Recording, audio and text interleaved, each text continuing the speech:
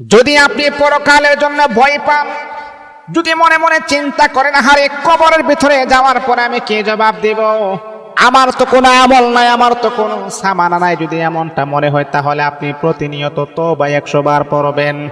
আপনি প্রতিনিয়ত 100 বার আপনি তওবা করবেন। কিভাবে আপনি তওবা করবেন? দৈনিক 100 বার আপনি পড়বেন আস্তাগফিরুল্লাহাল্লাযী লা ইলাহা ইল্লা হুয়াল হাইয়ুল কাইয়্যুম ওয়া আতুবু ইলাইহি লা হাওলা ওয়ালা কুওয়াতা ইল্লা বিল্লাহিল আলিয়্যিল আযীম। ও মুসলমান, আমার আপনার নবীর ডানে বামে সামনে পিছনে কোনো গুনাহ ছিল না, নিষ্পাপ নবী ছিলেন। তারপর নবীজি কমাস কমে 100 বারের উপর আল্লাহর হাবিব তওবা করতেন, ইস্তেগফার আপনি পড়তেন।